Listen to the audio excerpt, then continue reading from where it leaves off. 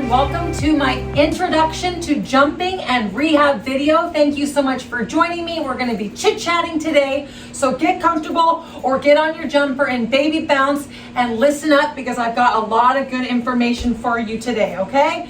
I use a Cellerciser rebounder. You can find information on that at ijumpinstead.com. Jumping is a triple threat. We are increasing our flexibility, we're increasing our strength, and we're increasing our lymphatic health all at the same time. It's happening all at once with every bounce, and it doesn't take much. Baby bouncing and health bouncing, which is just a little bit more than baby bouncing, works wonders for increasing flexibility, strength, and lymphatic health, okay? And so it doesn't take much. We can just use this for baby bounce and health bounce and achieve wonderful health. But we can also jump a little higher, flex our muscles, move our bodies, and take our health and fitness to higher levels, okay? We're gonna get more into that. So the jumper is very powerful. We have to give it the respect that it deserves because it can make us or it can break us, okay? We are essentially rubber bands. And when we haven't been jumping for years, our rubber bands get really tight and really stiff. So when we start to jump, we are immediately starting to loosen up our rubber bands. And if we jump too hard, too fast, we could snap, we could injure ourselves, or we can burn out. And we won't get all of the benefits that we need to get from jumping, that we get from jumping, and we need in our lives daily. And so we need to make sure to nourish our rubber bands, especially at the beginning of our jumping journey, okay? And then the jumper will make us and will take us to our highest and greatest potential. We're so lucky that we can use the jumper to do that. We have to show respect to our jumper, take it easy, one step at a time, and we will go wherever we want to go, okay? So we are also nourishing our rubber bands and detoxing our bodies at the same time. And so we're going to experience some detoxing symptoms at first. So we need to make sure that we stay very hydrated. Watch our urine color. Make sure that it stays a lighter color because we're going to be flushing out those toxins and we need to make sure to move them through by drinking water, okay? So we don't experience headaches and we don't experience muscle aches and pains. But jumping does expose weaknesses. And so no matter what, when we start our jumping journey, we may feel aches and pains. And that is what we're going to talk about next. Your goals on the jumper, what your goals are using a jumper. Your very first goal needs to be to address your injuries and heal them, okay? If you don't have an injury, you're gonna have another goal. Your first goal should be to heal your injuries. And at the end of this video, I'm gonna go through injuries and go through the rehab section of this video, okay?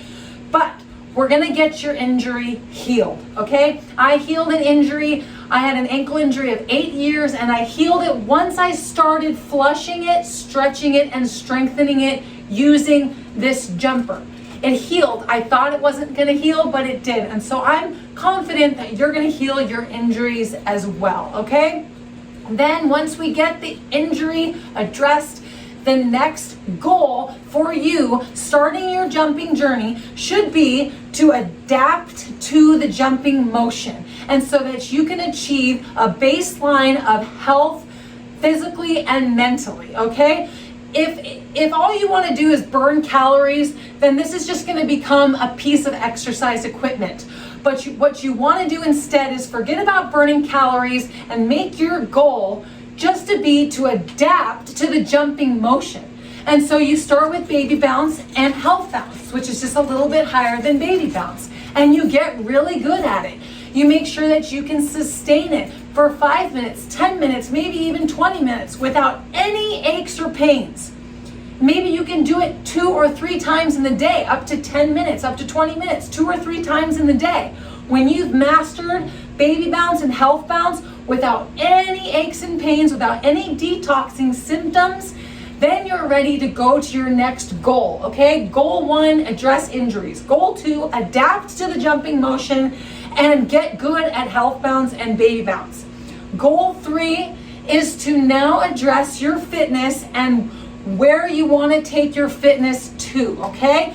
For a lot of us, we dream big and we want to go all the way, right? But I think we should start slow. I think our first goal should be to just start to lose weight, to just start to increase fitness, to just start to feel healthier in our bodies after we've mastered the health bounce and the baby bounce, okay? And so what we need to do now is we need to start to address our bodies in a fitness direction, okay? And I believe that fitness and flexibility go hand in hand. And I think that the ratio of, we'll call it strength and flexibility, I think the ratio of these two should be 75% flexibility, 25% strength training. So 75% of the time you're on your jumper, you should be focusing on flexibility, and 25% of the time you're on your jumper, you should be focusing on strengthening your body.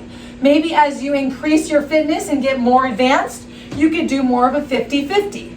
But both are extremely important, especially in the beginning. We want to focus more on flexibility, because when we do increase our muscle strength, we want to make sure that those muscles are flexible. They get flexible naturally by jumping, but we want to make sure that we keep our bodies getting more and more flexible every single time we're jumping, and then we work on our strength in the other 25% of the time, but mostly flexibility, because I believe that the more flexible we are, the leaner we get and the healthier that we get. So in my opinion, more flexibility. But if you want to spend 50% of the time while you're jumping working on flexibility and 50% of the time working on strength, you go ahead and do that, as long as you do not burn out, because that's also something that I don't want to happen. It's easy to just go hard in the beginning when we start a new program, a jumping lifestyle, and we go hard, we go fast, and we work our heart rate up, and all of a sudden we burn out. But if our goal is flexibility, then we spend more time stretching and we don't burn out, okay? So that's what my goal is for you, is to have a system in line to keep you jumping daily, okay?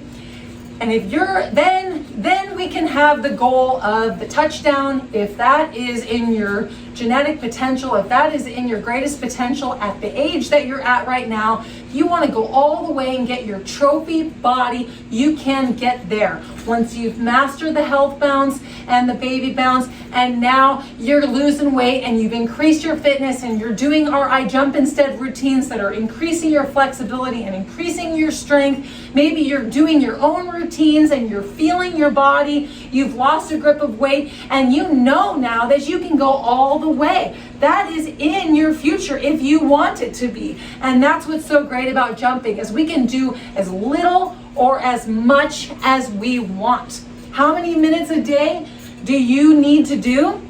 In my experience, cells don't have watches. That's actually Dave Hall's coined term. Cells don't have watches. Dave Hall is the one that invented the Cellerciser Rebounder. And what he means by that is the body just needs to go in the motion, experience the motion of the flex, of the lymphatic flushing, of the jumping and the twisting and the kicking and the stretching. It just needs to experience it every single day. It doesn't matter if it experiences it for a second or for 60 seconds each move. It just needs to feel, the move needs to happen in the body. Does that make sense? So I'm trying to explain it better. If you're doing a routine, you can do 10 moves in 10 minutes, or you can do 10 moves in 100 minutes, and that might cause you to burn out. But if you did it 10 moves in 10 minutes and you can sustain that, then that's all that your body needs every single day. Cells don't have watches.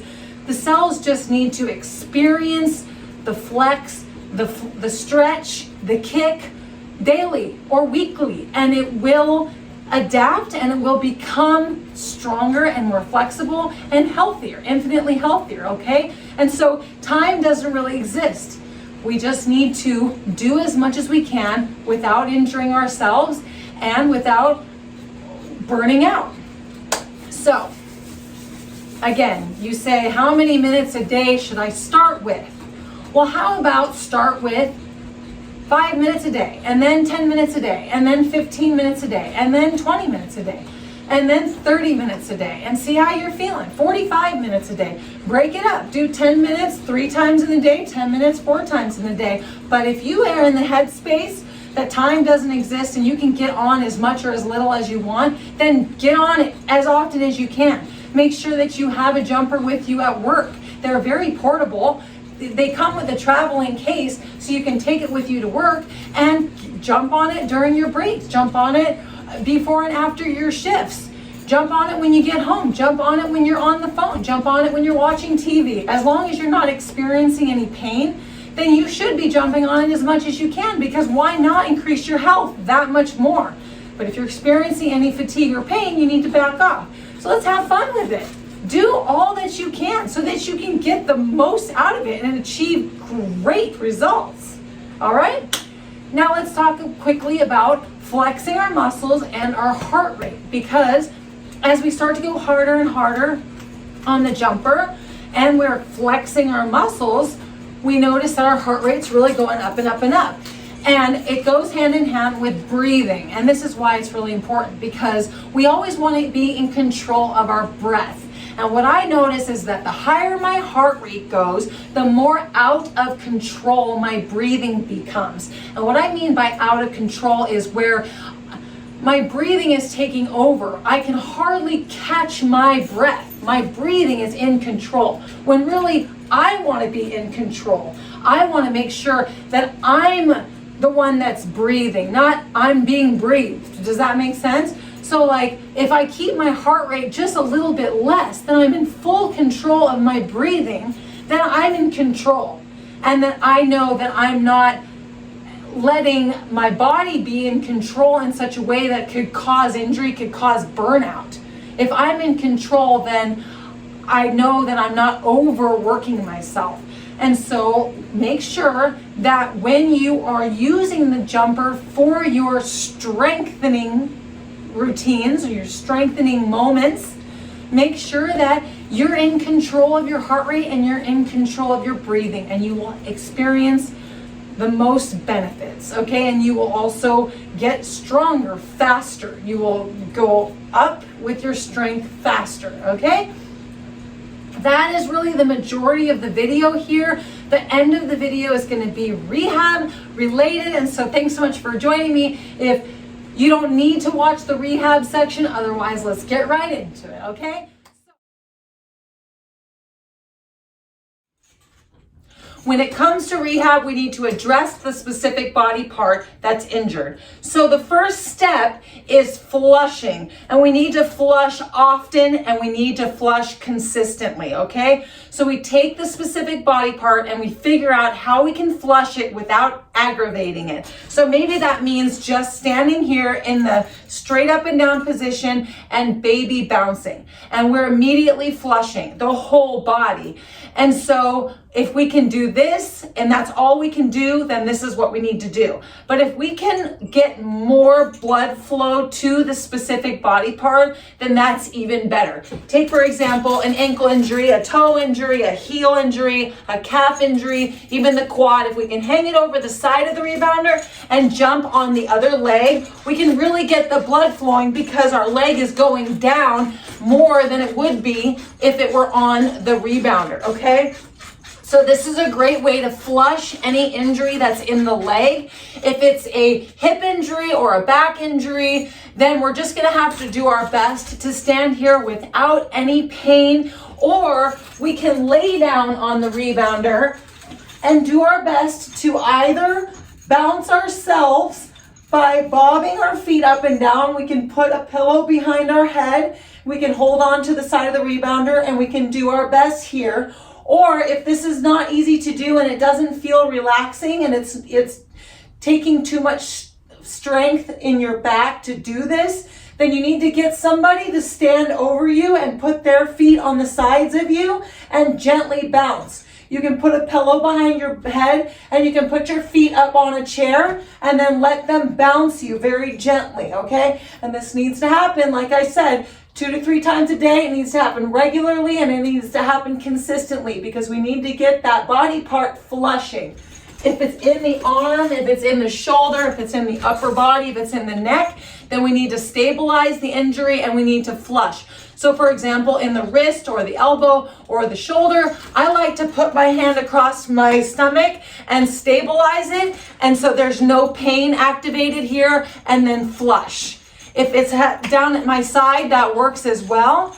And then if it's up to my chest here, that works as well.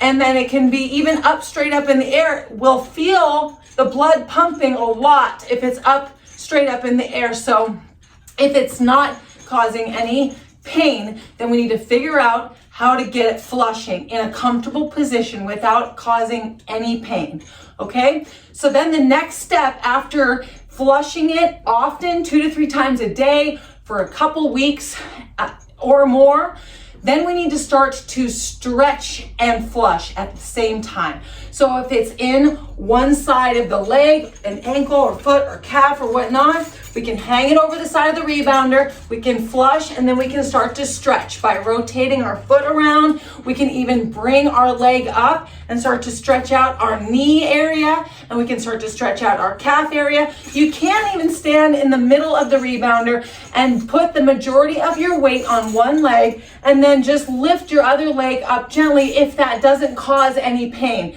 Let's say you're working with your knee and you just want to lift your knee up, your heel up and down while you're stretching out your knee. This is after you've put your knee through a period of flushing because you really need to get that swelling out and start to heal it just by flushing so that we don't further aggravate the injury, okay? Some areas are a little bit tough to stretch and flush at the same time, but we've got to figure out how to do it. And so if it's a back injury or a hip injury, we might need to just gently bounce here while we're standing straight up, and then we might need to stick out our hip a little bit, find the stretch in the area, and continue to baby bounce, to gently bounce, okay? This will drastically help relieve the area and help to stretch and flush in that area so we can begin healing it and get back on the road to having it, to being injury free, okay? So figure out how to stretch it. If it's in the wrist, we can stabilize first to flush, as you know, and then we need to start to rotate our wrist up and down as we flush. So we can have our hands straight up and down and rotate the wrist down and back, and then we can do side to side like we're waving, and we need to get on a routine of doing these stretches 2 to 3 times a day for as long as it takes until the injury starts to feel a lot better. And it should feel a lot better quickly, because as soon as we start flushing and stretching, it immediately starts to heal. But we cannot aggravate the injury, so we need to make sure that we're digging out the pain, but we're not causing any bad pain, okay? If it's a shoulder injury, we stabilize and we flush, and then we start to rotate the shoulder around, and then we can take our arm and we can start to lift it to the side, and we only go as far as we need. We don't go any farther if it's causing any bad pain, okay? But if you need to take your other arm and lift it to support it, that can help ease into being able to doing it without support, okay? And so then we start to lift our arm up higher and really start to rotate the shoulder and get the shoulder healing, flushing and stretching, okay? The neck too, we're flushing as we're standing straight up, and then we need to start to tilt the head to the side. If we need to support the head because the head's so heavy, we can support the head so we can start to stretch it as we flush it. We need to stretch and flush in any way that we can, okay? So I think I've covered most of the body parts there with stretching and flushing, and then it's time to strengthen. So bearing weight and jumping higher are 2 ways to strengthen these injured areas. So bearing weight, for example, if we're putting weight on our ankles or our knees or our calves and whatnot, we can stand on the rebounder and start to rock back and forth and press down with our feet and start to push and bear more weight on the area. And we can use all four corners of our feet to press down so that we really get a 360-degree stretch and strengthen in the areas of our injury, whether it's the ankle, the foot, or the knee. So we can rotate around. We can also go in circles here as we just rotate around, and we're pushing down into the resistance mat as we're going around and back. And this is one way to bear more weight and begin the strengthening process. The other way is to start jumping a little bit higher and to start testing the injured area to see how it's feeling and to start giving it 30 seconds or a minute of jumping higher 3 times a day. And if you're going to bed at night and your foot isn't aching, or your ankle or your calf or any part of your body isn't aching more, then you know you're doing something right. If it's aching more, it's possible that you need to slow down and only do 15 seconds, only do 10 seconds, because you only need as much as you need to build up the strength and so that you can get back to being injury free, okay? With the hip area and with the lower back, it's just going to be about jumping a little bit higher, putting it to the test. Sit bouncing is another great way to test the back strength. So if you're noticing that your back is feeling better, you've been flushing, you've been stretching it out real good, now you can sit down and just bob up and down and see how your back's doing, and just do 30 seconds, 15 seconds, to up to a minute, 2 minutes, 2 to 3 times a day, and increase your back strength. It will drastically increase your back strength if you do it consistently. You could do any of these exercises 10 times in the day if you're really motivated, as long as you're not further aggravating the injury, okay? And it's the same thing with the upper body, with the wrist, the elbow, the shoulder. We just start to bounce a little bit higher as we do our stretches, and we're adding more weight to the area, so the area is going to get stronger. And this is when we are at the most advanced place in our injury, and so that we can now really get the last little bit of pain out of the area and eventually get it back to strong and flexible and back in the game, okay? With the neck, we've just got to make sure that we take real good care with the neck. But if we can jump a little bit higher and tilt the head to the side, and it's feeling good and feeling strong, then we can really get back into jumping and make sure that we are injury-free head to toe, okay?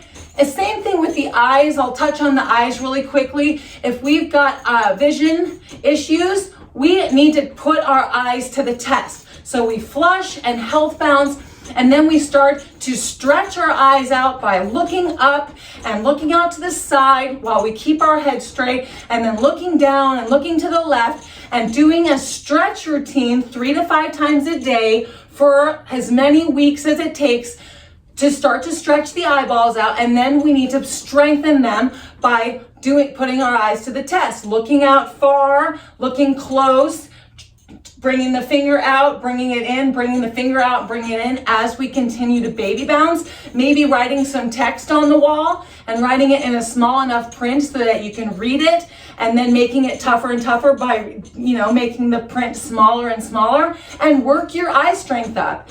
However motivated you are is how much work you're going to put into your rehab process, and potentially how fast you can heal your injury. I have faith that you can heal your injury, and you need to have the faith too, okay? Thank you so much for joining me in this video today. I hope you learned a lot, and let me know in the comment section below if you have any questions or if there's anything that I can do for you, okay? Join us on Facebook. Also, we have a group, I Jump Instead, and there's lots of people in there, lots of jump stars that have been through a lot of what you've been through, and they can help you along the way as well, okay? Thanks again for joining me, and I'll see you soon. Bye-bye.